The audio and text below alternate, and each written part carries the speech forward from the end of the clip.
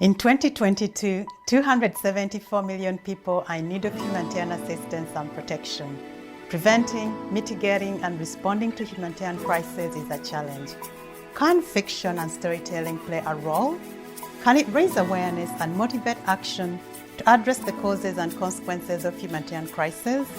My name is Ruth Mukwana, and I host the SAHA podcast, Stories and Humanitarian Action.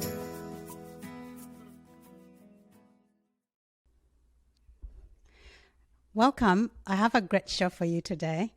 Before I introduce my guest, I'd like to ask you to subscribe to my YouTube channel, like, comment, and share this video if you like it.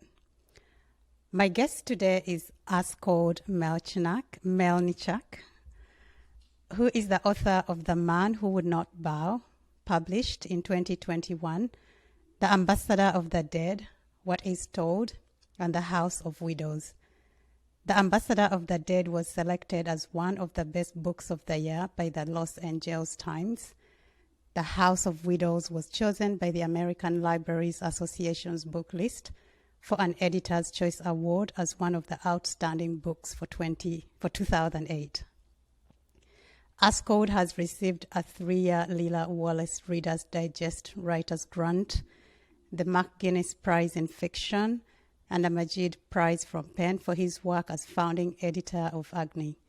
In 2011, the Association of Writers and Writing Programs honored him with the George Garrett Award for Outstanding Community Service in Literature. His work has appeared in the Missouri Review, the Gettysburg Review, Kenyon Review Online, the Three Penny Review, Plowshares, and the New York Times, among other many places.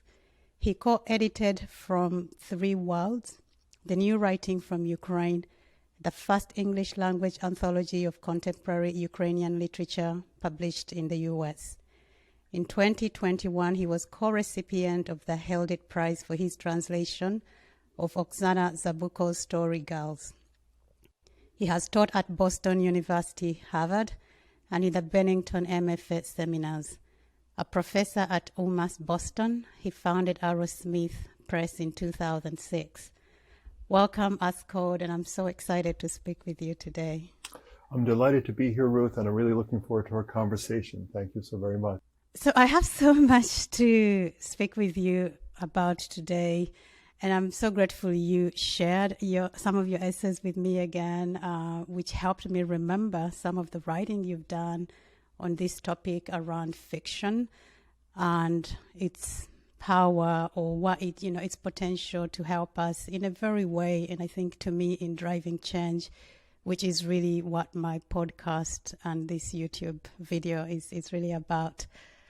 Your essay, The Art of Disillusionment, Alejandro Jodorowsky and the Uses of Fiction, you discuss, his book, Where the Bird Sings Best. Before I ask you a bit about that essay itself, what is this book about? Jodorowsky's book is kind of a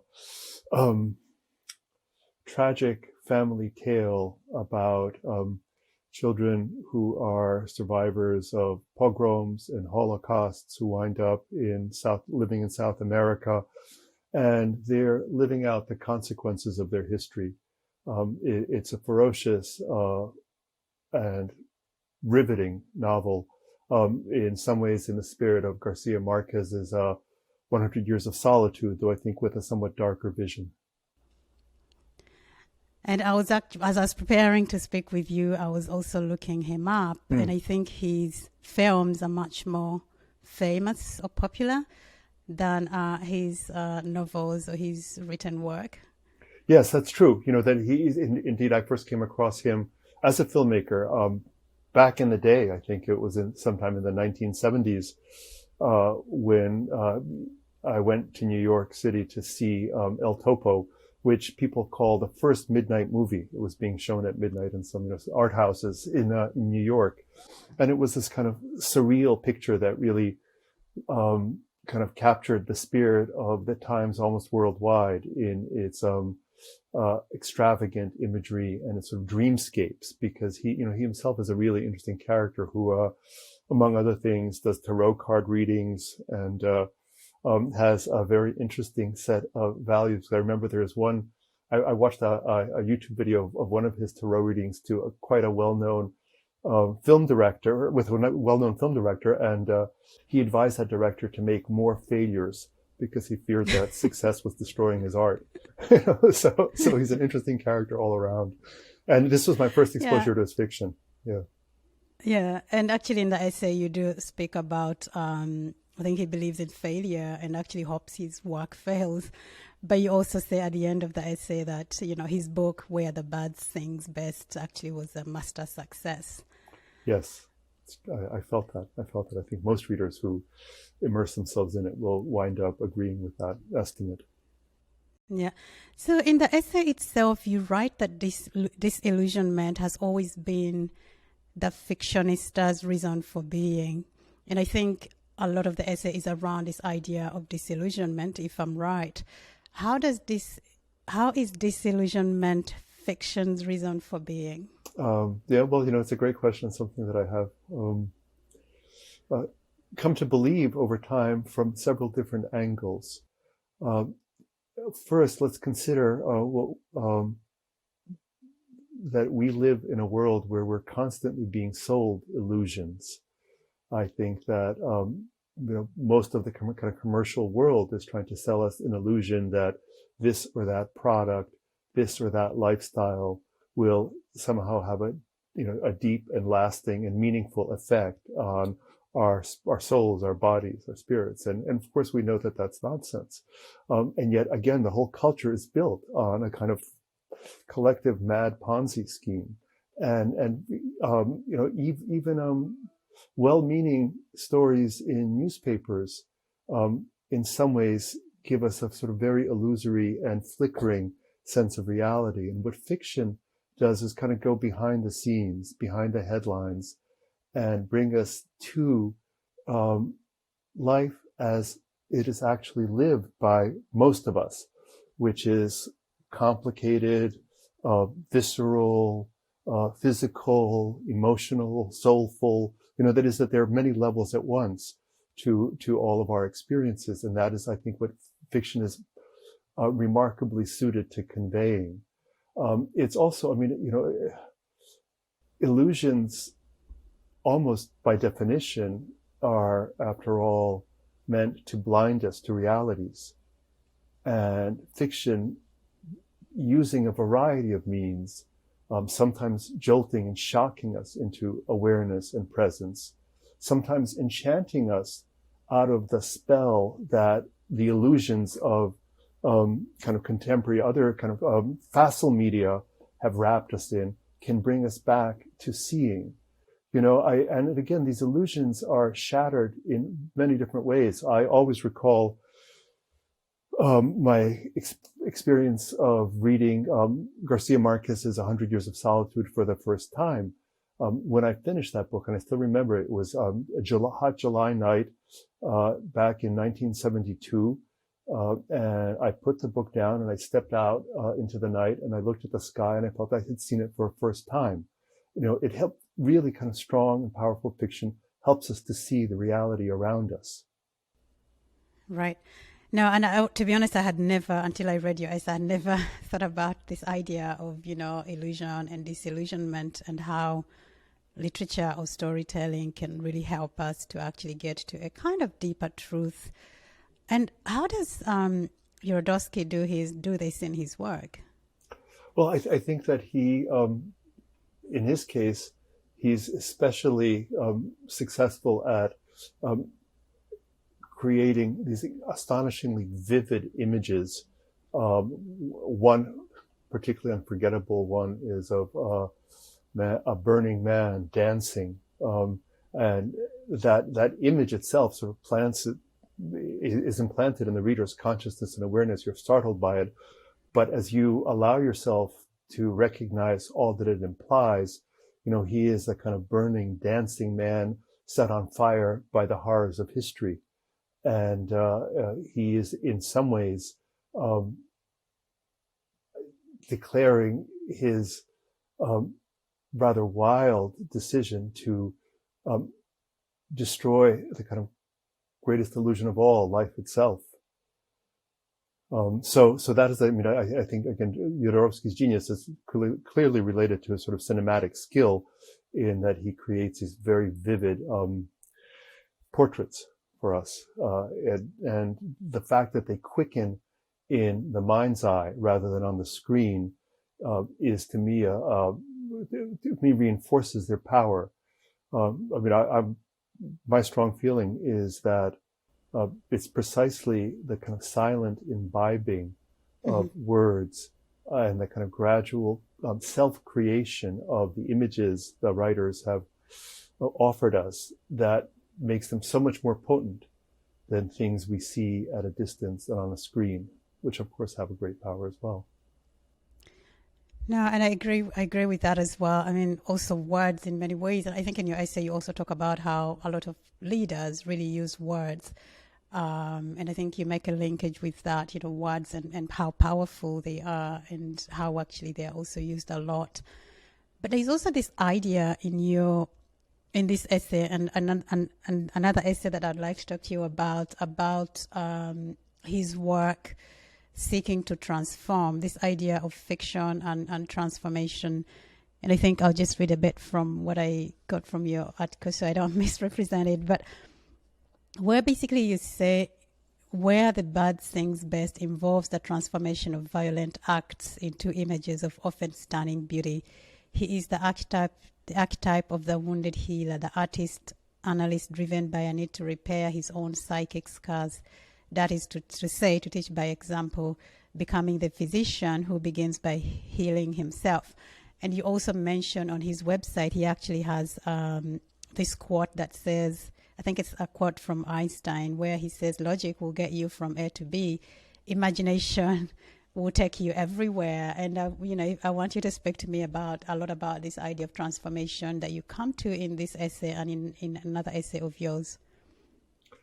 Sure, yeah, and I'd also love to hear your take on this idea, because again, as a writer of fiction, you are working with this sort of very strange kind of capacity of our minds, and something that I don't recall ever studying in school, and I've in fact looked for work that helps me to understand it. I've not found it, and that by that I mean the imagination itself.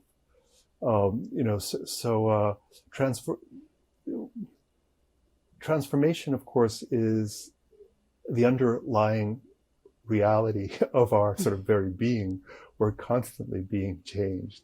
We're constantly being transformed by all that we come into contact with. For the most part, we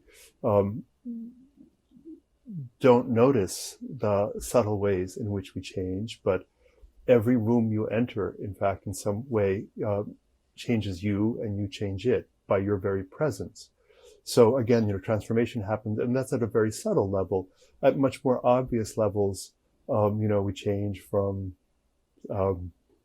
a gleam in a maternal eye to a child, et cetera, right, up until this sort of a figure that walks on three legs at night. So it's really, again, all of nature is an image of change. Living on the East Coast, I mean, if I have some reservations about life in California, is that it can create the illusion of kind of continuity because the weather is always so damn perfect. Whereas the advantage of living somewhere where you have four seasons is you're also very vividly reminded of change. But again, it happens, in a garden is a great image of change. Humans are great images of change. A city, the city that you're living in New York. I mean, I grew up just outside the city, and I'll tell you that I barely recognize most parts of it when I walk through it now. It's so very different. So transformation, again, is an essential aspect of our experience. And then in art, art is often heightens what we get numb to in various different ways, so that characters' views are sometimes elevated, or the rhetoric is sharpened so that it kind of cuts through the drone of daily language that we are surrounded by most of the time, that we ourselves lapse into all too regularly. So we're, you know, when you write fiction, and again, you don't simply write what happened. You know that it's somehow been transformed through the dance of memory and imagination. Right. Yeah. No, and again, to be honest, I had never thought about it, and I'll come to your other essay, the importance of moral complexity in fiction, because again, you talk about this idea of transformation and transforming, and I think there you also talk about the Buddhists and when they were going through these human rights violations, and how actually they had this ability in their minds to transform their thoughts about these people who were committing these terrible atrocities, and to see them as mothers, as people who are in many ways incapable of wreaking this havoc on them, to be able to survive that experience. And I just want for you to talk to me a little bit about more in that as well.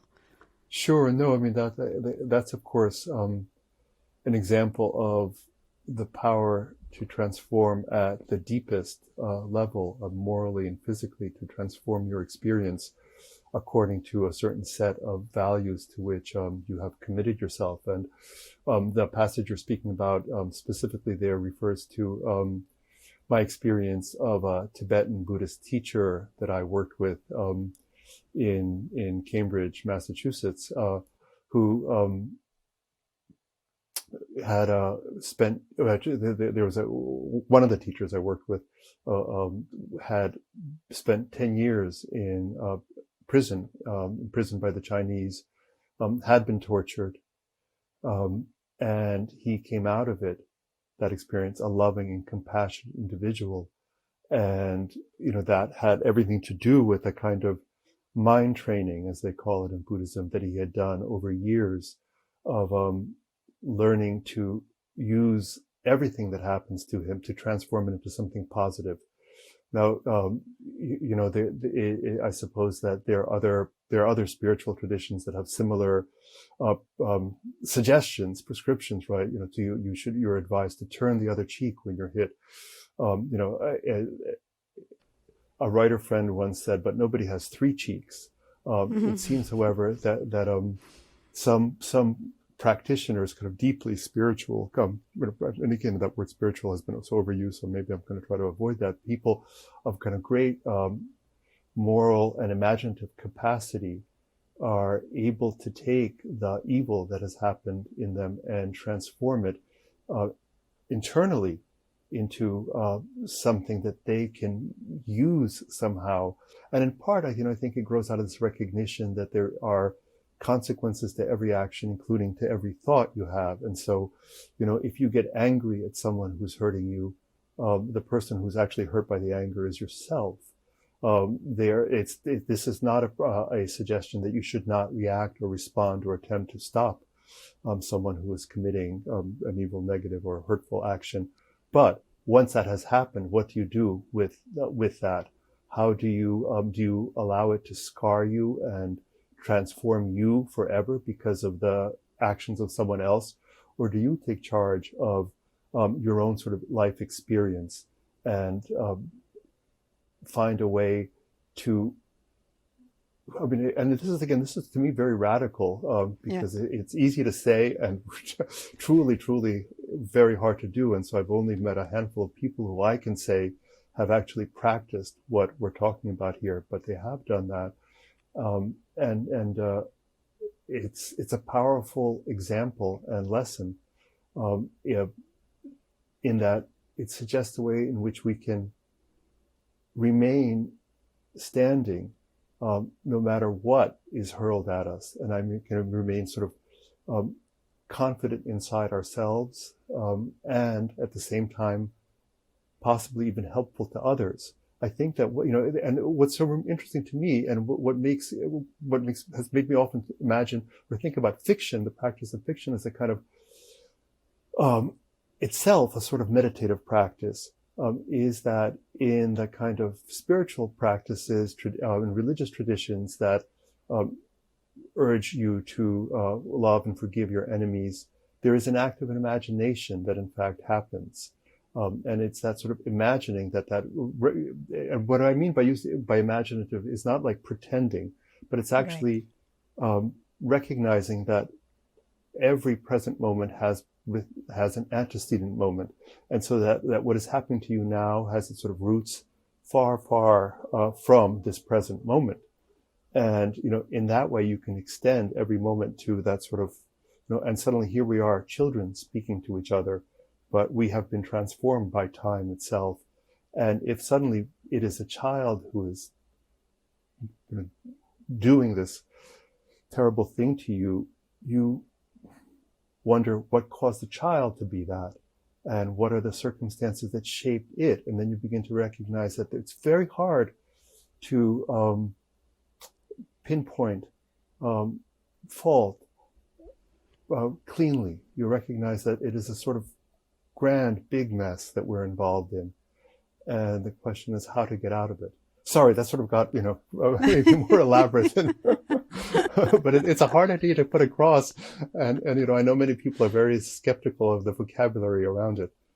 So I'm trying to find a language that suits, because fiction is very much about, very physical and embodied things as well as about feelings. Yeah, but I guess, and it's. I mean, for me listening to you, I'm also like, I could ask you 1,000 questions about this, but I guess in many ways, I agree, and ultimately it depends on the characters that writers seek to build. And as I was listening to you, I was also thinking, because at least when you were teaching me and all of the other teachers at Bennington, it was always like, you have to have characters that are compelling, and that people can. It has to be wholesome. I don't know if that's the word I'm looking for. And I wonder, but then as I was reading your essay, I was also thinking, is it about having these characters that transform in some ways, whether positively or negatively? I don't know. But that's one of the things I was actually thinking about as I was reading, but also listening to you now. But this brings me to your own writing. And so in one of this other essay, The Importance of Moral Complexity in Fiction, I think there you say that, I don't know if they say or if you think it too, that your favorite characters are often unsympathetic and unforgivable. I've never thought about, from the stories I've read, I had never thought about it that way, but I know we'll also be speaking about one of your stories, Walk With Us. But I just want to ask you, is it actually true that most of your characters are unsympathetic and unforgivable? There are many sort of delightful and likable characters that I have been smitten by over the years. But what I think that I'm really trying to get at is that it's this idea that when a writer sets out to prove a moral, then the writer is in danger of flattening the complexity of experience. And that, it's what's important is to recognize that, well, here's another way of thinking about it. The poet William Butler Yeats once said that when you argue with the world, the result is rhetoric. When you argue with yourself, the result is poetry. And in fiction, the way for me that sort of plays out is that if you already have kind of a clear sense of who your character is and what they represent and what their values are, and you're going to present them kind of very kind of deliberately and schematically, then your character is likely not to be either absorbing or even credible, partly because as humans we are complex beings and have the good and bad, positive and negative inside all of us. It's somehow how we recognize it. The decision of what we do with what we contain is how character is formed, and in part fiction is about the formation and unfolding of character through action. So if there is not a kind of tension within the character, or a tension between characters, then they're simply going to wash over us, and we will inhabit a kind of the realm of illusion rather than the realm, for me, of reality. Because there is, again, I think, this kind of constant, you can talk about it in many different ways. When traditional ways of talking about a struggle between good and evil, but again, I'm interested in the kind of struggle between these sort of forces within individuals.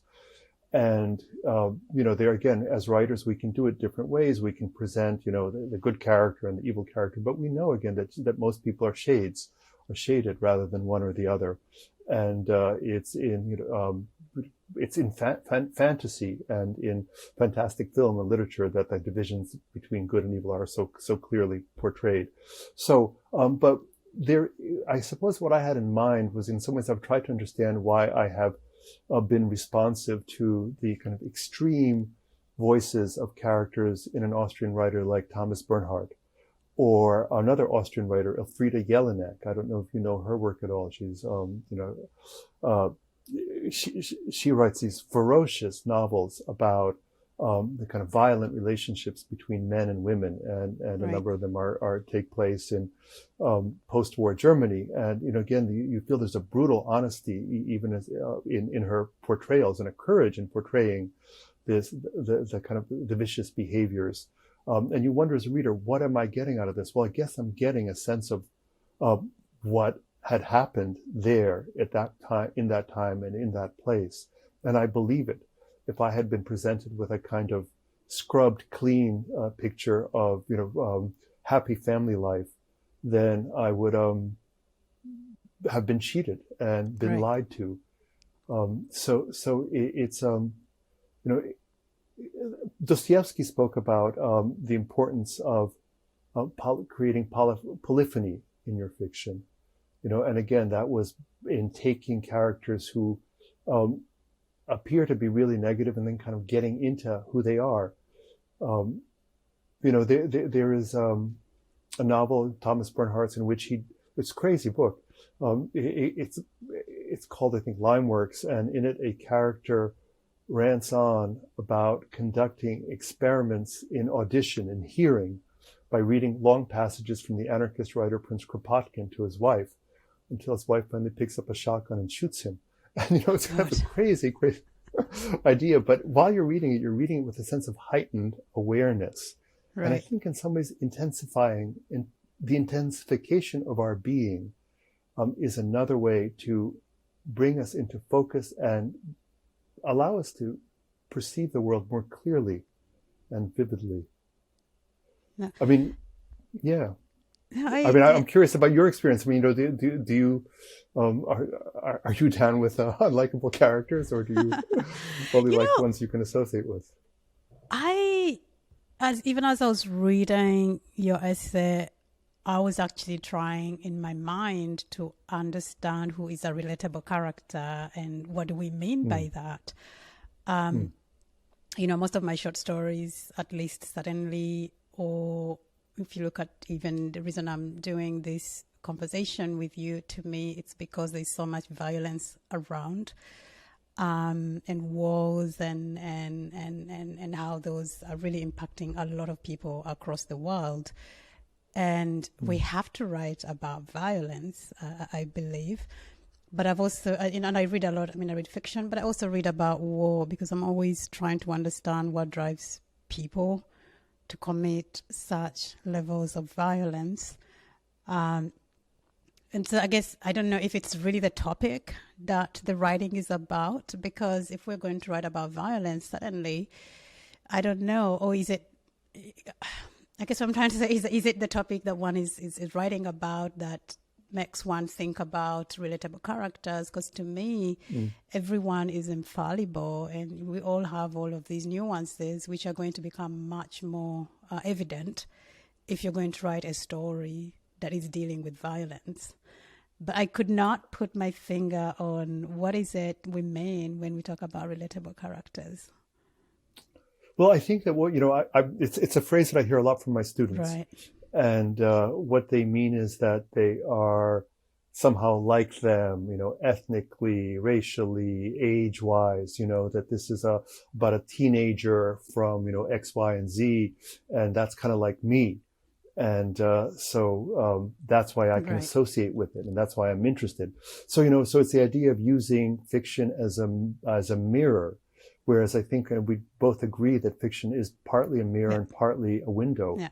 right? You're looking at your it reflects experience, but it also points us outside ourselves at the larger world around us. Which is the context through which we all move, and we all see a different part of that. So I think that's that's basically Right. what I mean. The way I understand relatable being used by people for the most part, and so when you're writing about violence, fortunately, the majority of people still, despite the horrific numbers that you cite at the head of your podcast. About the number of people who have experienced violence or are undergoing, or have become refugees in the last years and so on. For the most part, people have not. And so they can be kind of put off and say, well, gee, I don't get this. Right. I don't get this. But let me ask you, what is it that is making you want to probe this question in the first place? What is Right. in your own experience? Right. I've always, I don't want to say I've always, I mean, I'm from Uganda and I didn't grow up. By the time I was growing up, in many ways, Uganda was very stable. But my parents did experience the war back then, in the 70s and 60s after colonialism. We did go through a lot of instability. But even as I've grown up, there was war in the northern part of the country that you did not necessarily feel in Kampala. So in many ways, we had that war that was going on and affecting people, but that we never really heard about. But I also grew up in a region that was very unstable and experienced a lot of war and continues to. I can't explain why I was drawn to work in the humanitarian sector itself, but I've always felt very strongly about fairness and social justice and human rights. And of course, as I've been working in countries affected by conflict, I think to me, the trauma of war is much more bigger than we realize. And children who are born in war, who have experienced violence in their lives, the impact goes with them all of their lives. And so, but at the same time, it's not easy. I think what you were saying as well, what people relate to, the characters they relate to, it's not very easy to relate to violence or to even understand it, even if you've gone through it. And that's why I've always felt that fiction, to me, is a very important tool and vehicle, because it does much more than talk about the violence. It actually does create characters that in many ways are going to connect to many people across the world. Maybe not the violence part of it, but we do have domestic violence. We have different types of violence as well. But these people affected by violence, this is not the only part about their lives. These are people with families, with friends, going to school, with lovers, that then, violence destroys, and, a mother's struggle to raise a child anywhere is the same. So that's why I'm very much trying to understand how can we use fiction to actually create much more connection and understanding and perhaps curiosity about these situations that people are caught in, and hopefully also try to figure out a way that we can actually find a better life for everyone. Yeah, great. I mean, yes, it's important and valuable to hear you say that, and I think that is where we also share a lot of common ground, because my parents were refugees who'd fled Ukraine toward the end of World War II, had experienced intense violence, lost friends, lived in cities as they were being bombed, and I grew up with those stories, and I also did see the after effects of that, which linger onto the third generation. I mean, that's why I think the work you're doing is so very important, precisely because it's not simply a matter of the kind of, PTSD that those directly involved in violence suffer, but all those who have grown up in that atmosphere, and they pass on to their children an approach and a way of being that is different than what people growing up in stabler circumstances experience. Although I will say that my wife and others who've grown up in the U.S. in pretty stable circumstances have always wanted to remind me of that war inside families that can happen under the most comfortable circumstances as well. And that may be where the sort of characters who've grown up in extreme circumstances are relatable, if you will, to those who have grown up in worlds that appear to be, easy and comfortable, but in fact behind locked doors are anything but. Yeah. Yeah. And I think this makes me come back to the point what you're mentioning. I think when you were answering one of my questions that I asked about, relatable characters and this power of stories to transform, you kind of mentioned, in a story, it's never about that moment in the life of that character. It's not about what is going on, but there's always a backstory, what was this character's life as a child that perhaps helps us understand why they are doing whatever it is they are doing in this exact moment. And I think this is a good segue in to talk about your collection of short stories, The Man Who Would Not Bow and Other Stories. And within that, I really wanted to talk a little bit about Walk With Us. And my first question for you is, what inspired you to write this story? Sure, yeah. So this story was written sometime toward, perhaps a little bit after the end of the second Iraq War that G.W. Bush led us into, that disastrous experience that did so much to destabilize the Middle East. And it, as I'm sure you'll remember, that I don't know whether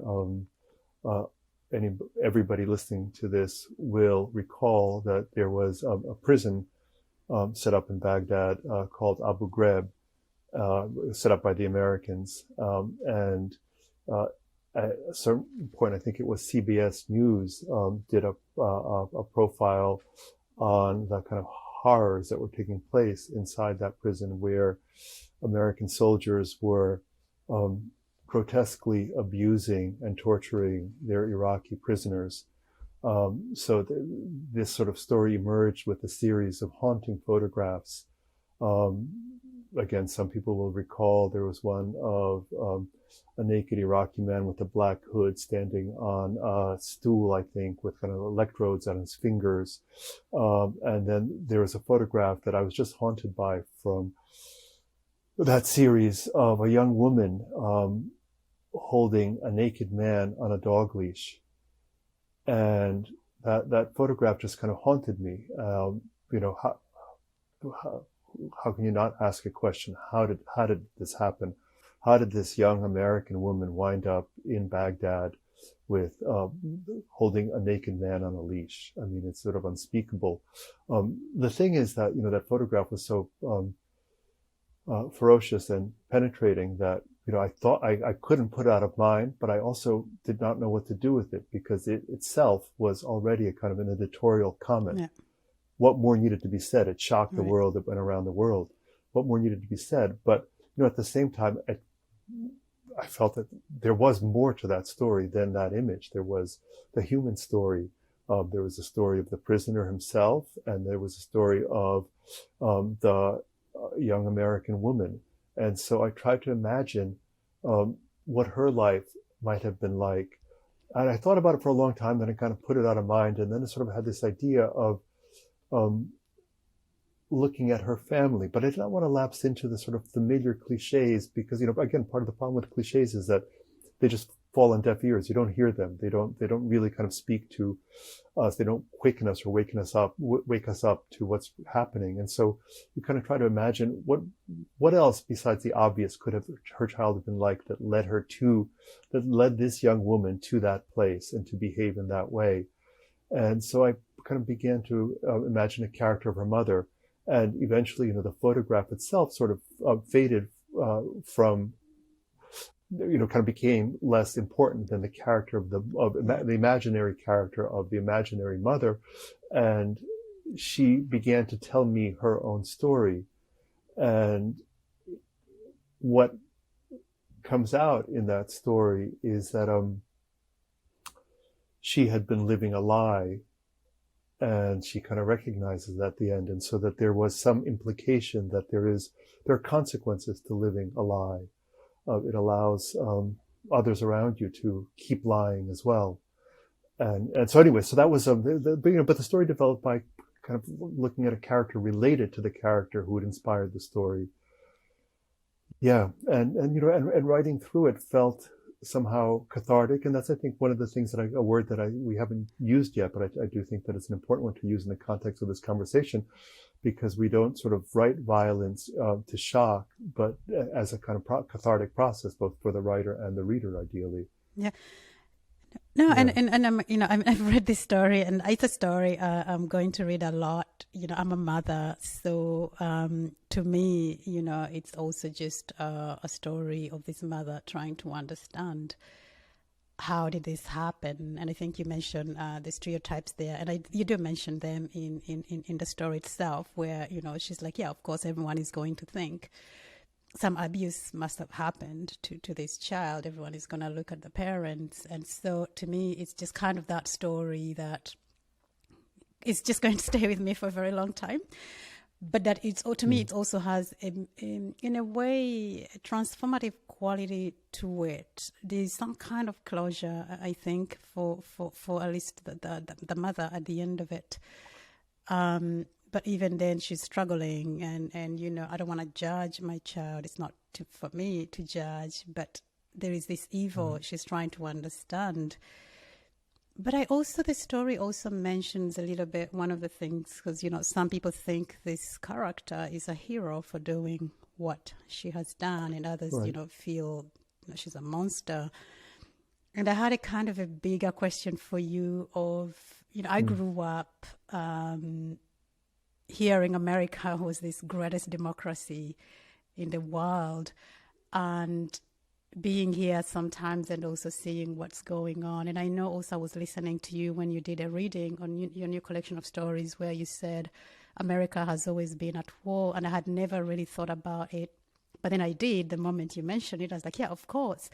But I did want to ask, how did that happen, that kind of polarization where you have a nation, I don't want to generalize, but where some people feel actually this is a heroic act and others feel it's a monstrous act?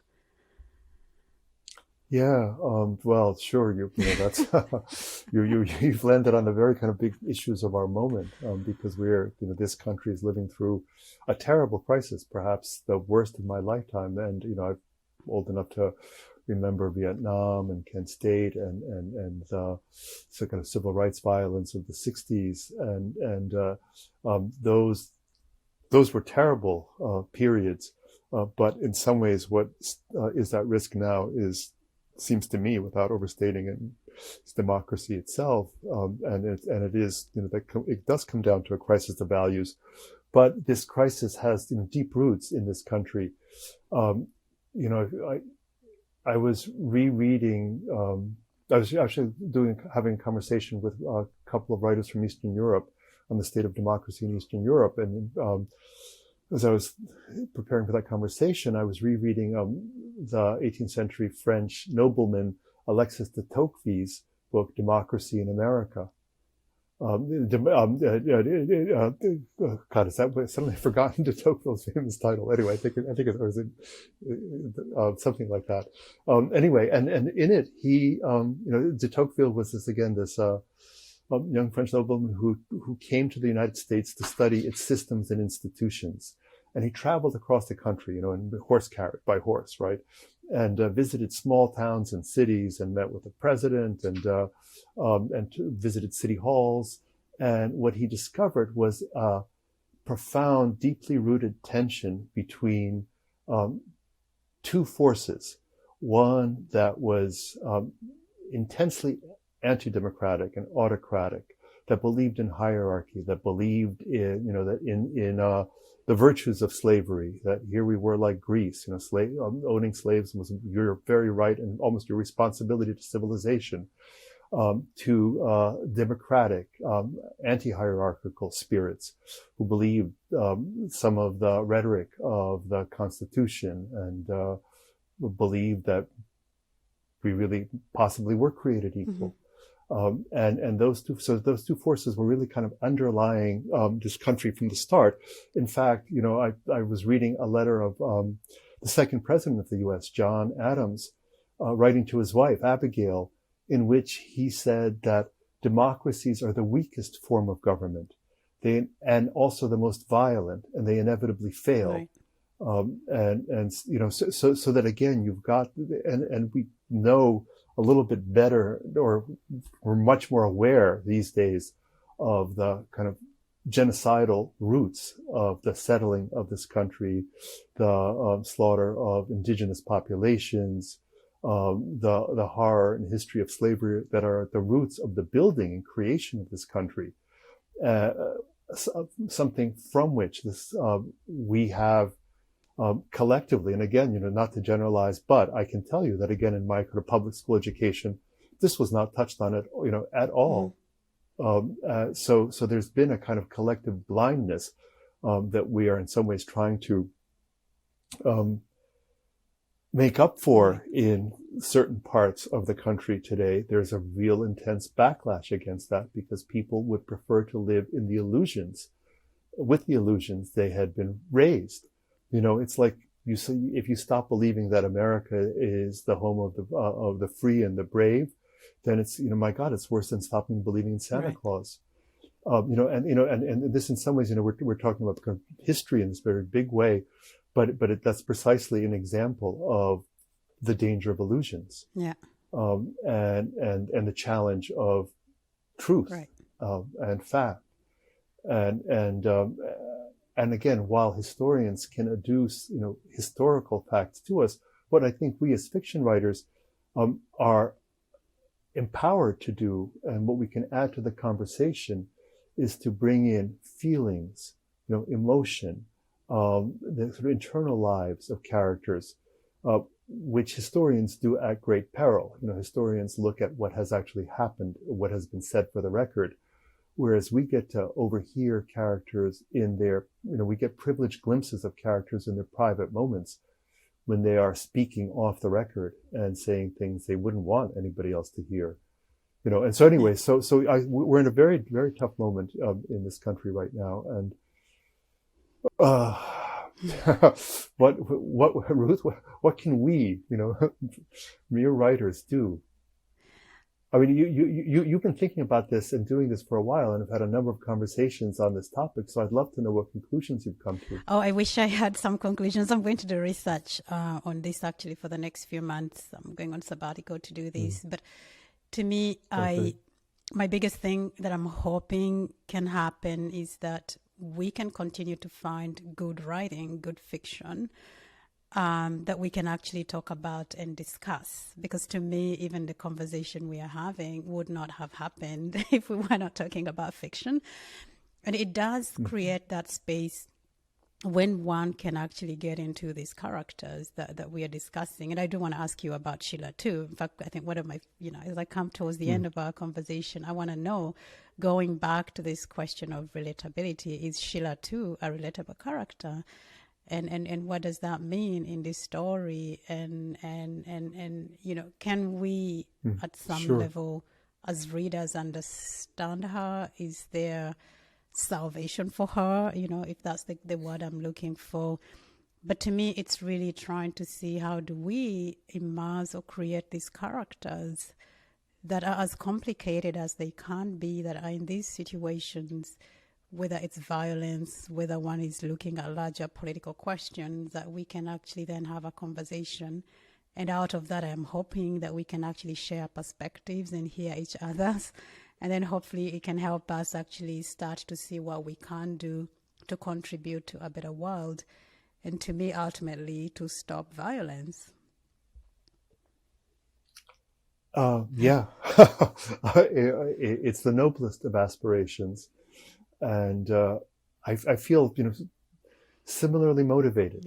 And one doesn't want to get kind of grandiose about it, right? Because but at the same time, I think it's the very impulse that you're acting on in having these conversations is a profoundly important one, because it suggests that you recognize that human nature is not a fixed entity, but is actually profoundly fluid.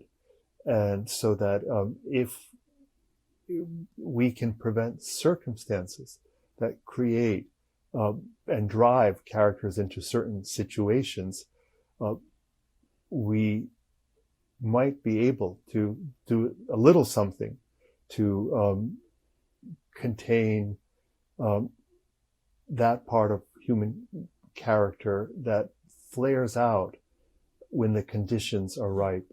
So you asked about Sheila 2, and Sheila 2 is the name of the character in Walk With Us, who's not actually in the story at all. She's the torturer, the young woman who winds up holding a man on a leash and torturing him. And the story is, again, focuses on her mother's attempt to reconcile herself to her daughter, whom she remembers as somebody she nursed and raised, and whom she loves despite this evil thing that she has done. And she is, instead of trying to point the finger at her, looking, in fact, finding that she needs to look at herself in order to understand her daughter, and that the fact that what she wants for her daughter is for her daughter to be able to transform herself from this monster she has become, precisely because of the fluidity of human nature. That remains always a possibility. So that, and she is, at the end, urging her daughter to recognize that she is still capable of loving. And if she is able herself to love, then, and is able to express that, then she herself will be at some level, and again, I'm not sure if the word is forgiven, but she will also be able to receive love. And that it is that atmosphere that can short circuit that human impulse to act violently. Yeah. That's a sort of, that's the kind of No. abstractions behind the character, the embodied character. No, that is so powerful. And I'm probably going to leave it at here. But, and I know when we were speaking, you did mention that in the end, it's also all of us as humans being able to forgive ourselves ultimately. I think you said something about anger. Anger affects you as an individual, probably more than anyone else. And so that kind of searching, and I guess in many ways, to me, this is why this story is so powerful. Of course, it speaks to what happened in Iraq, and how that in many ways was also seen through this picture. And of course, when I read the story, I immediately remembered, because I did see those images. I don't remember where I was, but I did see those images, and I'm sure, like many people, being shocked by it. So digging away at it and trying to see, okay, through these characters, what really happened. But it's, to me, also that kind of stories that in many ways signifies the trauma of war. I mean, this mother was not physically in that war, but yet you see how this family over here in America has actually been so impacted by that war. But I'm going to end it here, Askold, and I don't know if you have any questions for me. What I really hope that you will do is soon really give us all some kind of, if not a summary, but what you are, some sense of what it is you've discovered, because I think we're all looking for the next step, and the ways in which we as writers can also kind of contribute to preventing the debacle that is looming, the danger, the thing that we're all afraid of, happening in this country. The thing we've always believed can't happen here that is at risk of happening. And I believe that you are uniquely positioned because of the research that you have been doing in a very focused way for quite a while now. I'm hoping to read the results of that. I definitely soon. will. So Definitely. Definitely will, hopefully Right. by the end of this year, because I'm doing some more work. I'm continuing the interviews, but I'm also going to be working on some research with the University of Virginia. And so hopefully out of that, I'll be able to share some insights, not my own, but of the people that I've really been speaking to along the way. I look forward to that very much. Thank you so much, Thank you for Askold. this Thank you so chance. much, really, for making the time and for sharing your thoughts with me. Thank you very much for watching this video. And if you've enjoyed this conversation with Askold, please subscribe to my YouTube channel, like, share, and comment on this video. And if you'd like more information on this conversation and this project, please find me on Twitter at Ruth_Mukwana. That is RUTH_MUKWANA. You can also find more information on my website, www.ruthmukwana.com. Thank you, and I'd like to wish you a really blessed 2022. Goodbye.